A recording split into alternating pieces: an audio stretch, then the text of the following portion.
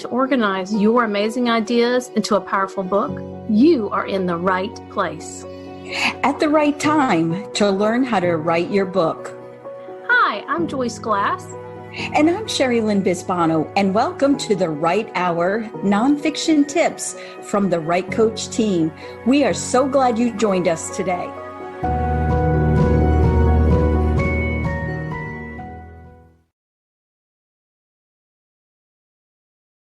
Welcome to episode 1206 of The Right Hour. I am so excited to introduce to you Sylvia Worsham. Life has thrown her some serious curveballs, but she used them to turn her life to her true calling. Do the what-ifs keep you from writing? Sylvia shares how she overcame her fear and is now writing the book she thought about 13 years ago.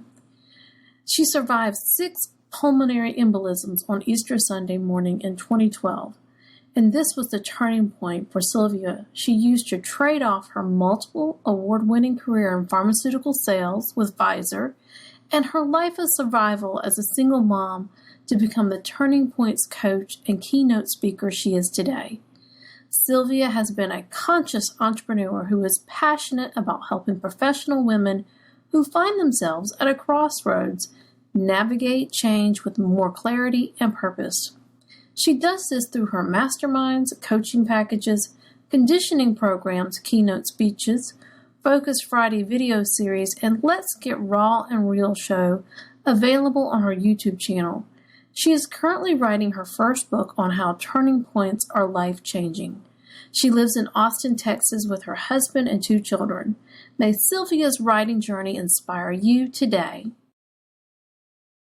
Well, welcome to this episode of The Right Hour. I'm excited to have with me today Sylvia Worsham, right, is your last name.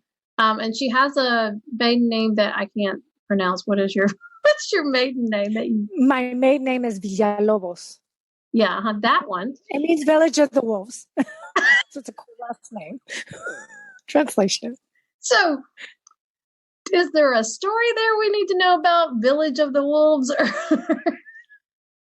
I mean, there could be, but what most people don't know about me, a little known fact, is that I'm full-blooded Mexican, and I don't look it, and I don't certainly speak it, but I am.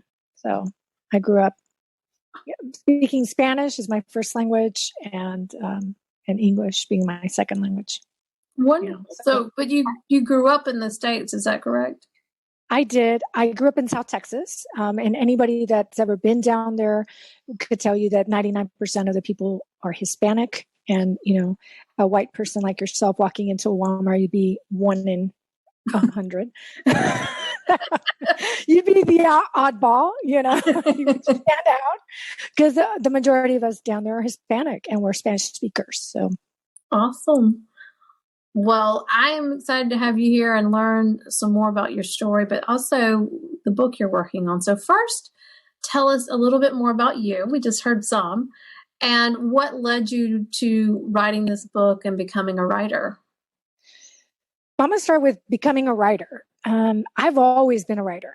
Ever since I was a young child, I wrote short stories. And then in college, I started writing poems. And I got very good doing that. And throughout my life, I've been journaling. So writing has always been a part of my DNA, if you will.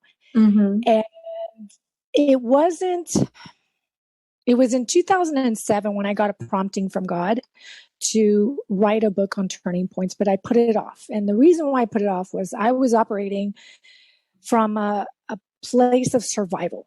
I was living my life based on other people's expectations of me. And I was truly on the wrong path for my life because I was living it based on old belief systems that I'm unworthy. And the what ifs kind of popped into my head when I got that prompting in 2007 to write the book. Like, what if nobody reads my book? What if nobody buys it?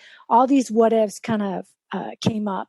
And it wasn't until I almost died in 2012 that really woke me up to my new life. And it was in that new life that I found my way to my writing, if you will.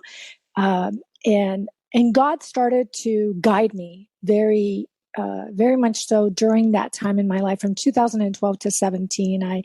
I was guided to become a speaker, coach, and trainer with the John Maxwell team. And becoming a coach really opened up my eyes to how our minds work and how belief systems really dictate our choices in life and steer them, and not always in the right way. So I then when COVID hit, that prompting became very, very strong to write my book, the book I'm currently working on that I hope to finish by December of this year. And I'm putting down all my life experiences from the coaching and Christian perspective. So there's several threads in the book that are very obvious and comment on the way I want to help people with it. Awesome. Well, how did you almost die? I don't know that I've heard that. Nobody's really heard that per se. I had 7 pulmonary embolisms. I had a 20% chance of surviving when I walked into St. Luke's Episcopal Hospital in Houston, Texas in April of 2012. And I had a massive clot that was really threatening my liver, and that was really the threat to my life. And when you have 6 doctors walk into your hospital room and kind of give you the scenario, that's where you read just recently on my Facebook post, surrender to God, because you know that science is only going to go so far. And then there's God, there's all abundant God. Right. And the image I had when they're saying, here are your choices. You are facing a liver transplant, potential liver transplant, because this clot is threatening your liver. And then you have multiple pulmonary embolisms everywhere aside from that. And then they start talking about, well, we're going to give you this medication and it could potentially cause death or stroke, And so you're looking at all these options and you're thinking, surrender to God. Just surrender completely to Him. And it's really, that was the shift, that enormous shift in my life, that turning point that just said, turn towards God, have Him guide you, especially during times of transition is where He's been most prominently guiding me. And He's been guiding me through my journaling. My journaling has been really a godsend. That's how I converse with God. Right. And, but that time in my life, when you lose your health, you lose everything. Right. It humbles you, humbles your career. It humbles your relationships. I mean, you have to start all over again. I had to start all over again once I recovered. And then it was the aftermath of that. The quest begins on, why did I survive? I mean, some people die with 1. I had 7. I had 7. I had no business surviving. No. But I did. And there was a very powerful reason why I survived. And it puts me on this path to now, it shifts me from a life of survival to a life of significance and service of others. Exactly. Very, very quickly. So, and I totally relate to you with the surrendering. When I finally did that too with my own life, that is when I saw the significant growth and where God has, constantly prompted me, go this way, go this way, go this way. And you have a clarity that you don't have until you really surrender. I mean, I have a clarity now. I know this is what God has called me to do, to write, to coach, to teach, and to speak. And there have been things that have come across my path since I've started doing this that, oh, well, maybe I should do this. And my spirit's like, nope, that's not it. And and so it's easy to go, okay, well, that may be a good opportunity for somebody, but that's not for me. That's not the path God wants me to go. And some people will think you're crazy, like my husband sometimes. Don't they always, though? I mean, regardless of what's happening. Yes. His philosophy is women are all crazy. It's just what level of crazy a man can deal with. So, and I think there's a little bit of truth to that. So, but I feel like it goes reverse too. Men have their own issues as well. Very much do. Yes. So I love how you are putting that out there for people to help them, because when you come to those crossroads, that's, and especially in a life altering event like that, you have two choices, surrender or fight it. And if you fight it, you're probably not going to win. You're probably not going to come out as well as if you just surrender and let God handle it. Because like you, there've been many times where I wasn't sure how God was going to work something out, but I knew this is what I needed or something I wanted to do. And only God could line things up. And I'll give you the short version because I know we don't have all day to go over this. But the biggest one that I always remember when I have a problem and I'm facing a struggle and I'm not sure which way to go, I always remember this. When I got pregnant with my son, I had just started a new job. And my husband and I had talked about me staying home, but at the time he had finished his master's. It had been about a year or so, and he was still looking for his real job. And so we really didn't have the income for me to stay home. So I was planning on having to work after I had him, and I was working for an insurance company. Well, I was pregnant 6 months to the day when I went into early labor. And at 6 months, you get a week's vacation. Well, about a month or so before this, I had asked for 2 weeks off before my due date because I wanted some time to nest and rest and, if he showed up a little early or whatever.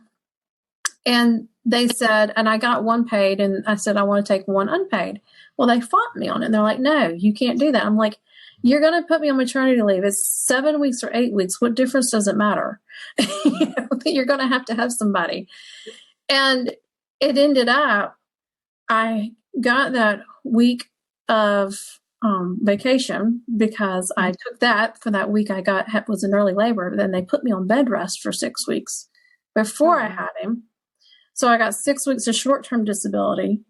And then after I had him, I got 6 weeks of long-term disability. And then my husband found his real job 2 weeks before our son was born. And we found out when he was a month old, we were moving to Augusta. So I never went back. And so it was just, I thought about that timing later, and I'm like, it was kind of like nanny, nanny, boo, boo. Don't mess with my girl, okay? I got something else for her. Exactly. And it's true. He has something, he sees the future. And part of the book is also detailing that. It's detailing how God equips us with the lessons of what's to come in our future. And that's one constant thread, that when you turn to him during times of transition, he will guide you. And the answers you seek inside yourself, you will find when you turn to God for guidance. And that's a very consistent thread throughout. Like, turning points are life-changing. Turn to God for the answers that you seek inside of you, for he will guide you. And the third and final thing that I'm kind of helping people with is God is going to use your choices to do two things, right? We said to learn the lessons, that he has for you. And the second thing is to bring clarity with certain patterns of behavior. He's going to come in and interrupt those patterns of behavior that your mind, your unconscious part of your mind, has created. In part to protect you from the pain you're going through. Another part is to keep you in this current circumstances of your life. So God is going to come in and say, okay, here's the pulmonary embolism episode. I'm going to interrupt your certainty seeker pattern, because I was a certainty seeker. I sought certainty in everything I did. I was very afraid. You wanted the safe route. Fear. I went the safe route all the time. I didn't take risks. And God would say, I'm going to take all your certainty away, and it's going to be interrupted, and it's going to be for your good, because you have the potential inside of you to be more than what you're being right now. You aren't on the right path for your life.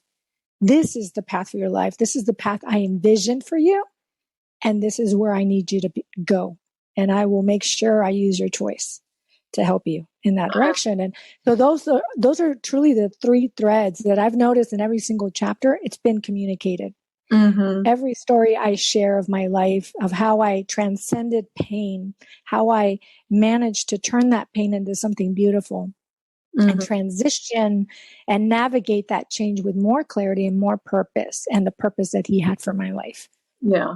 And unfortunately, we have to have pain to make the changes sometimes, because we are creatures of habit and comfort. And if there's an easy way to do it, that's the way we naturally want to do it. But a lot of times there isn't an easy way to do it, because that requires us to get out of our comfort zone and go wherever the direction is he wants us to go. And so I love how that is going to help so many people with your book. And what is the name of your book?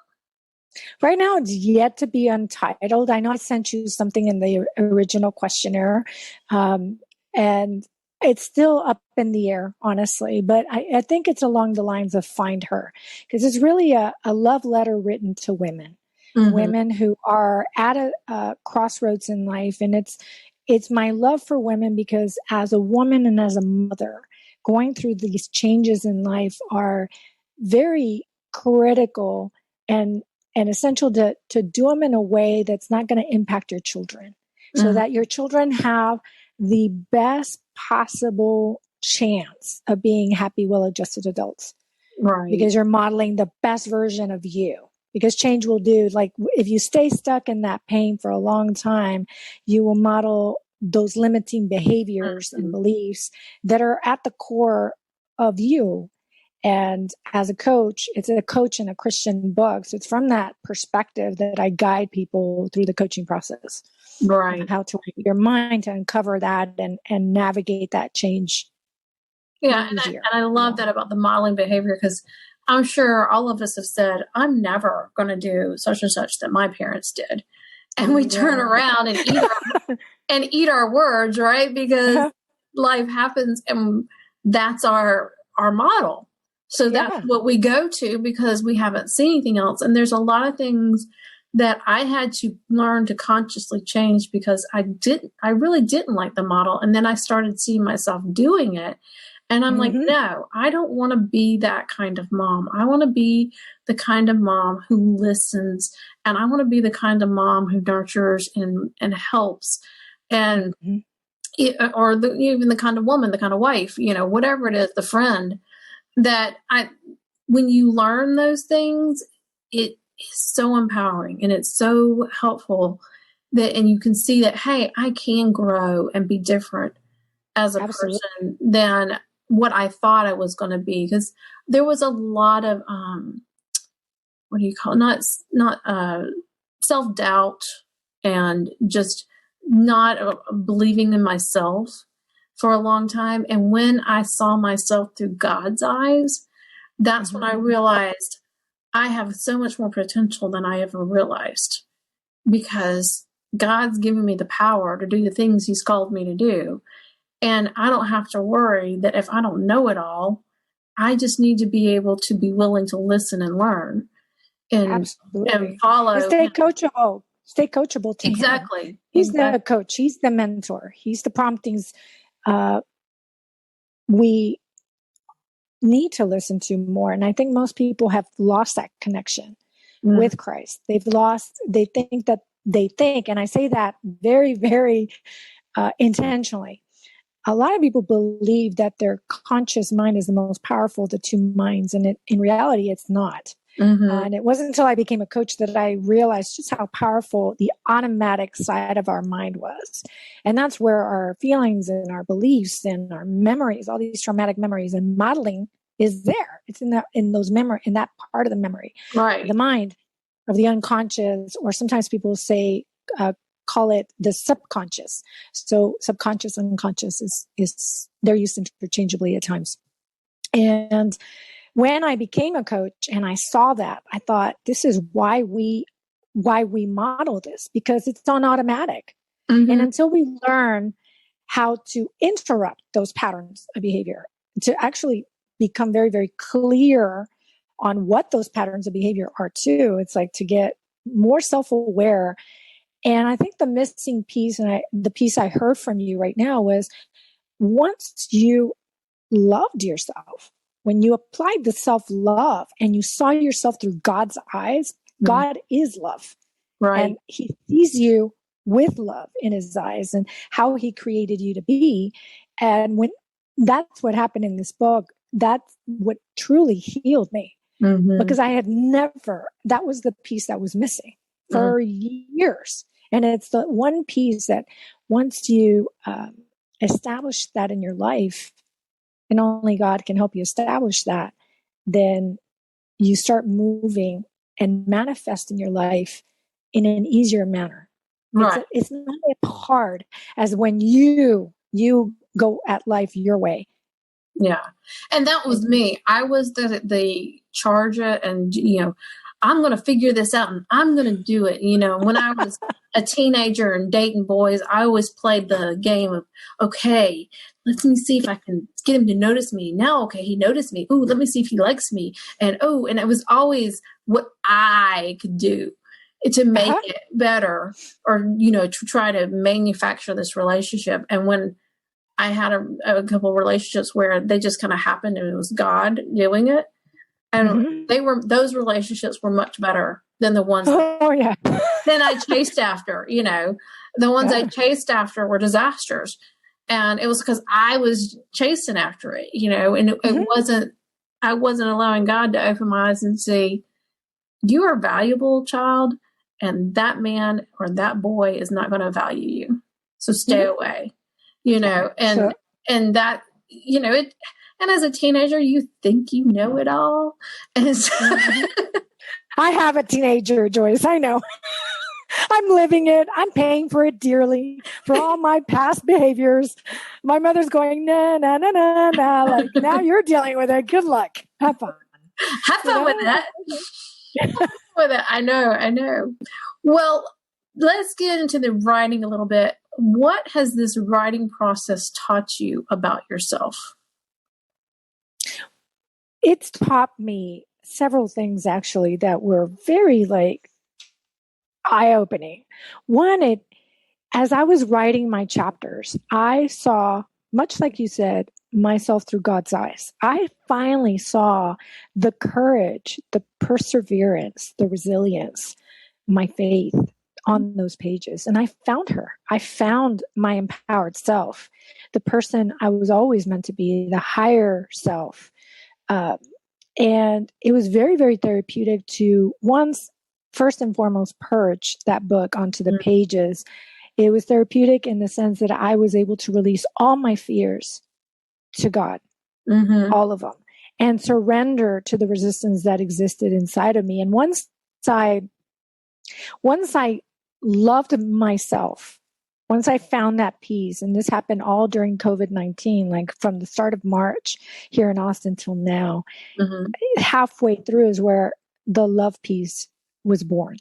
Yeah. And I was finally able to release the shame and the guilt I had held for so long, and become the empowered person. So I went from a victim, a person that constantly blamed others for their circumstances, to an empowered state throughout this period. And it was extremely therapeutic. I highly recommend it for anyone who is thinking of writing a book. Do it. Do it, because facing your fears head on was going to get you to navigate these changes inside of you, these transitional times in your life, at a much faster pace than if you avoid the pain and do what I did, which is to shelve that book for how many years? Like 2007 until now, it's been 13 years. Yeah. And during those 13 years, carrying all this stuff. Well, it's because you did not know me yet, so you weren't ready to put it out. I love how you brought it back. Love it. Oh, but I love that too. And that, I feel like the same thing happened when I started writing years ago when my son was little. And I was purging all the baggage and the emotions and junk that I had been through. And it helped me see, and the more I did it, like you said, the more you write about it and the more you see and can reflect back. Because that's how I figured out those things with the birth of my son. it wasn't probably till years later that I realized it was 6 months to the day. And then we had prayed about me staying home, but I had no idea how it would work. And I just knew in my heart that I really wanted to stay home with him. And I was able to for 3 years, stayed home with him full time. And then I worked just part time after that. And it was great because that was what I wanted. I wanted to be there for my child. That was very important to me and for our family. And I love how you can move through that and get the peace that you need, because and like when you were talking, it reminded me, you can't really understand how much God loves you until you look back and you can see time after time after time after time, he helps and delivers, and you can see him moving things that just, there's no way I could have planned any of that out. I could not have manufactured that on my own at all, especially the early labor. Nobody can manufacture that one better than him, right? Right. And it was funny and not funny. A girl in my Sunday school class was pregnant at the same time. We had a baby shower that Sunday before I went into labor on Tuesday. Well, she had her baby. She was actually in labor at the baby shower, but she didn't tell any of us.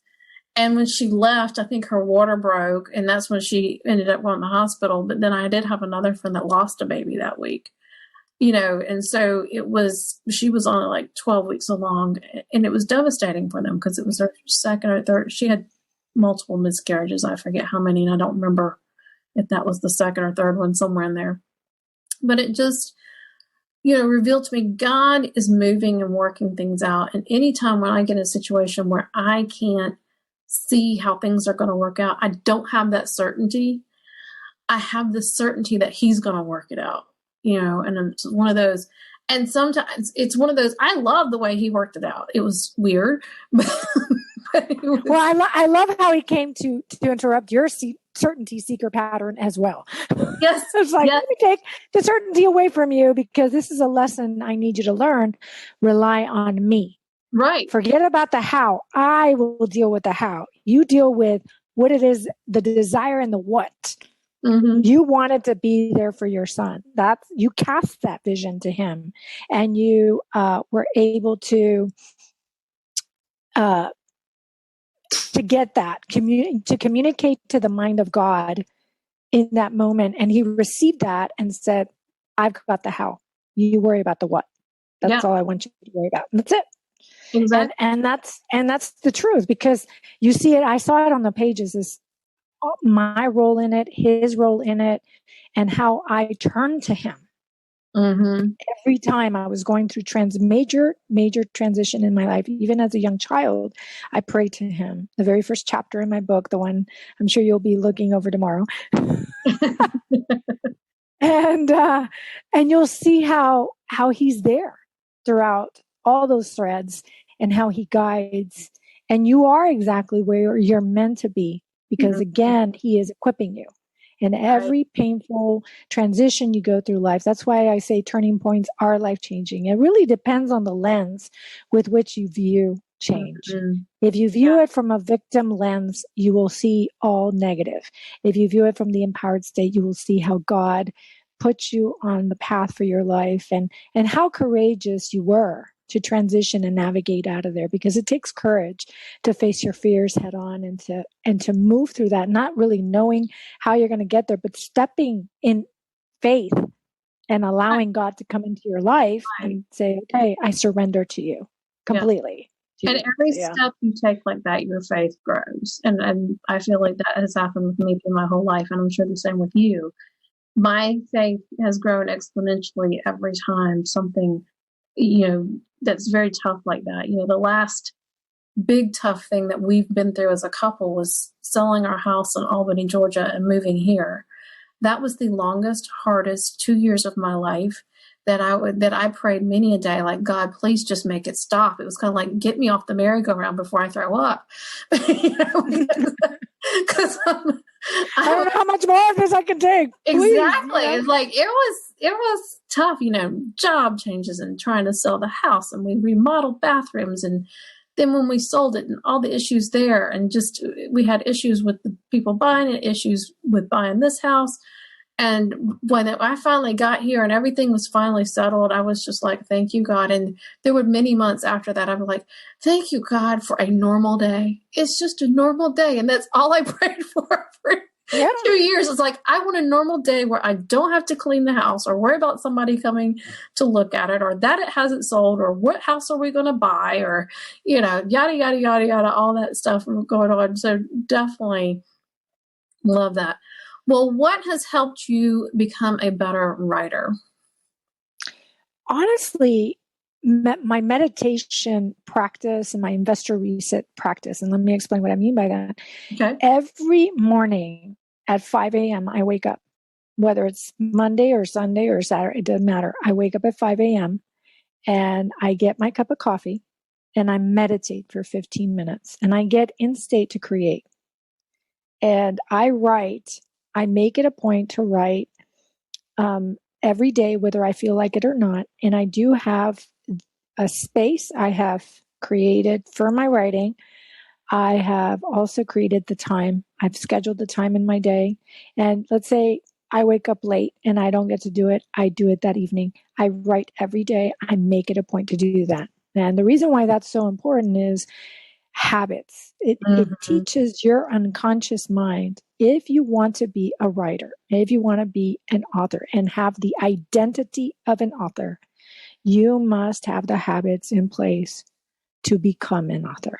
Right. And so that's what's really helped me to write better. I've taken nature walks, I've journaled, and it's those practices that have led me to be the writer that I am today. It's just a constant scheduling. And I know doing it daily is very, very important. There were some things that didn't work for me. Like, for example, what didn't work for me was not writing. I think some people think, well, let me skip a day or let me skip another day. It doesn't work for me because I'm very... luckily, I'm very disciplined and very focused on the what I want in life and desire. And not writing is something that's not within my DNA. It doesn't work for me. It's a non-negotiable. It's a non-negotiable. Yeah. And I love that because actually I'm going to put this podcast then in the session for the writing club. This training is about creating your writing time in your writing space. And that is important.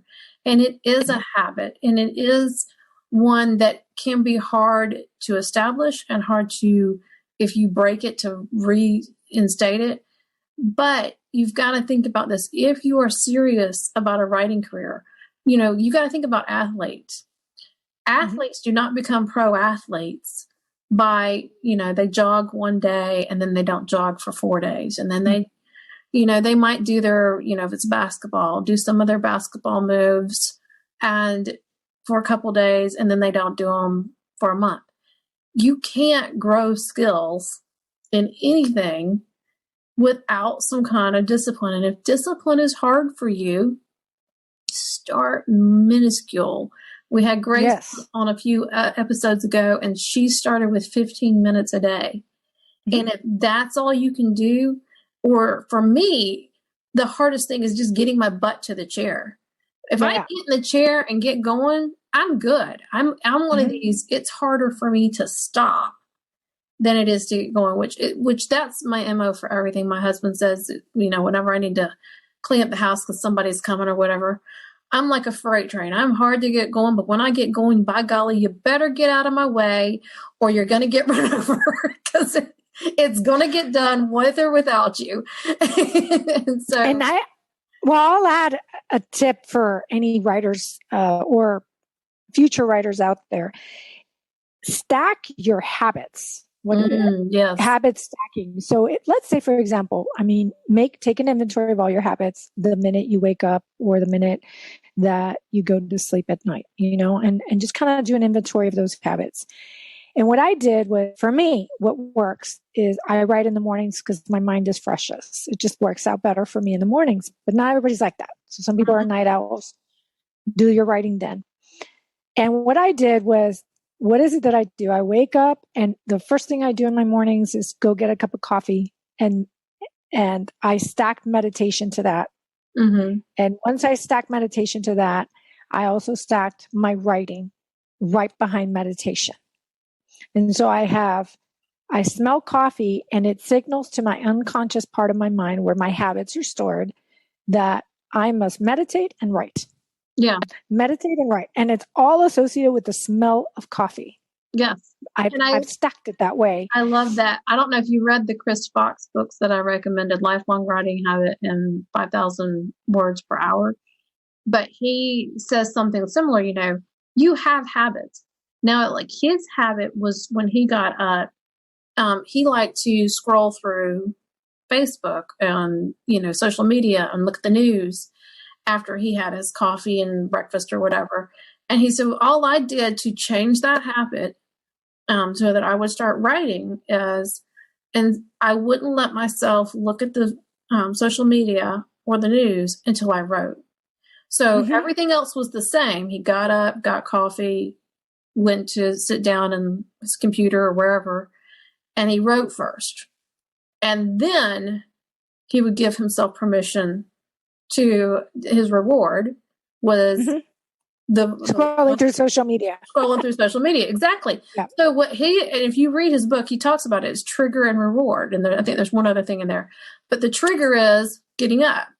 And the reward after you do what you're supposed to. And then that's what creates the habits. And so, and I've actually got to work on that myself. I've got to figure out what's my reward, because my thing is getting to bed at night at a decent hour. Yeah. And I am a night owl. I know it. And I can probably be more productive from 12 at night till 5 a.m. because, there's no social media going on and everybody's quiet and it's asleep. And so I can then focus and do stuff. But this is not healthy for my body or for my marriage or with my schedule.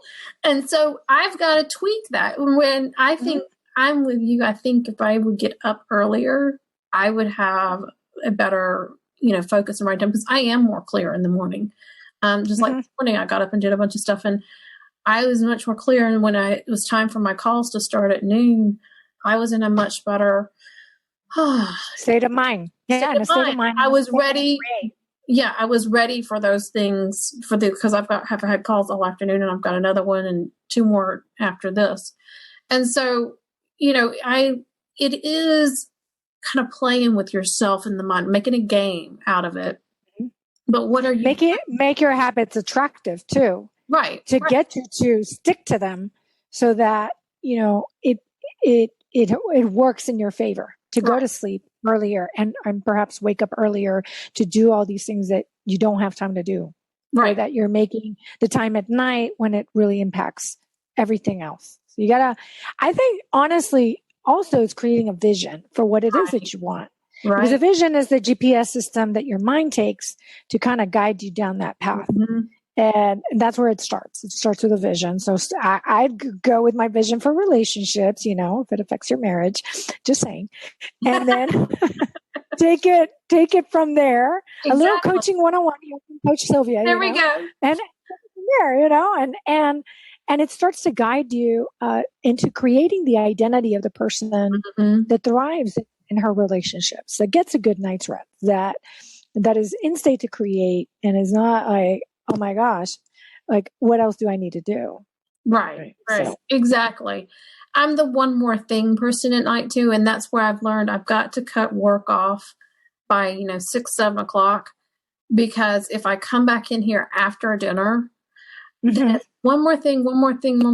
And it's 11, 12 o'clock at night. And then I go out of my office and putz around. Oh, the dishes aren't done. Oh, I need to swap the laundry. Oh, I got to walk the dog. Oh, And 2 hours later, then I finally get to bed, and so and it's this vicious cycle, I know. And so I love what you said, because that's exactly what Chris says in the lifelong writing habit, is that vision of what you want to be, knowing your identity and finding that out. So I highly recommend the book. And if you want to coach with Coach Sylvia, I know she'd be excellent, because you've got a little taste of it today here. But, well, my last question is, what words of advice or encouragement do you have for writers who may be struggling to write their book, or they're just maybe not even sure where to begin? Begin exactly where you're at. Just start writing. Write it. Write whatever's in your head. Like, declutter your mind so that your mind is clear and you can hear God speak to you, because he's not going to yell at you. He's going to whisper. And he's the one that is going to guide you in your writing, in the person you are meant to be in this world. Your perspective is needed, and you are unique. You're very unique in the way you process information, and only you can do that for the world. And when the world's waiting for you, it's waiting for you, is waiting to hear from you. So just write the book. Love that. Yes. And when she says just start, she means it. Just start. That's the hardest part. It's like I said, journal and pencil. I do pencil, because then I can erase. If I see myself going negative, I can erase the no's and stay in the positive affirmation or state, the empowered state versus the victim state. And I would just grab my, just whatever journal, and I would have a journal with you everywhere you go. Yeah. Yeah. Because the ideas will come to you at the most inopportune times. Exactly. Yeah. And so, most of us have a phone with us that you can always, if you can't, if you're driving, you can't do the little voice recorder and record your voice. Or if you're with somebody, ask them to open it up for you and say, please open it up to the voice recorder. I got a couple things I want to say. Or write it down for you, whatever works. I got to tell you, I once had a speech that I wrote down on a cardboard next to me. I had cardboard pieces and I had a marker, and I wrote out I pulled into a parking lot and started to write out the speech and my slides on a cardboard, because I didn't have a notebook with me. That's all I'm saying. I just pulled in and just started writing, because when the Holy Spirit writes in you or starts prompting you and starts telling you that, and you find that voice, and that authentic voice of yours is going to come in this stream of consciousness, and you better be ready to just put it all down. Love that. Love it. And that is true. And the other thing about purging it out of your mind, that it opens your mind up for more ideas to come, because you declutter it, like you said, and you get those thoughts out. And then your mind's like, okay, got rid of that. Now we can bring up some ideas, And so, yeah, you make room in essence to receive. Right. Because we are finite, and we can only hold so much information, and some of us more than others. But, because some people think, well, I just got it up here. I'll write it when I'm ready to. But you're going to miss some gems and some diamonds and all kinds of jewels that if you don't write it down, that you're going to miss those little things. Because there's a lot of times I've written stuff down and I'll go back to, flesh it out. And I'm like, that's really good. I didn't realize I wrote all that. And because it's that, like you said, it's that download that comes at that moment, and you need to just get it out. So, well, Sylvia, this has been wonderful to get to know you a little more and hear more about your book. And I don't know, have you decided, are you doing self-publishing or traditional? I don't know yet. I've left that question up to God, the how. I just have focused on getting it done and fulfilling his message to me, which was write it. Right. His command. Write it, put it on paper, make it public.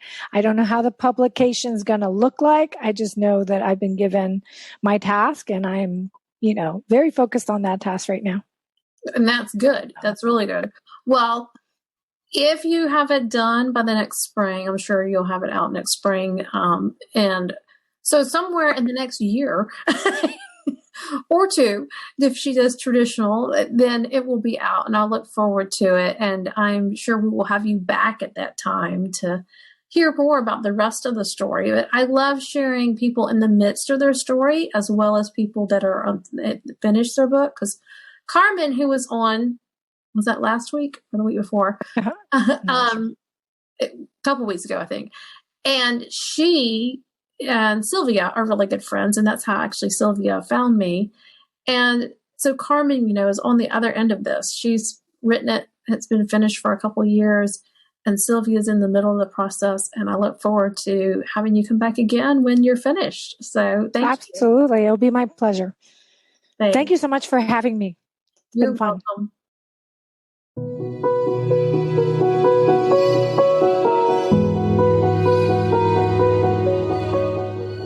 Thank you for joining us on this episode of The Right Hour.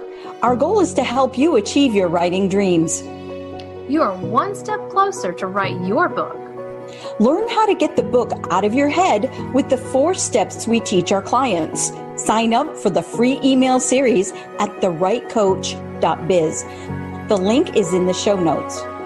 The 4 steps help you clarify your focus, create and organize your content, and complete your book.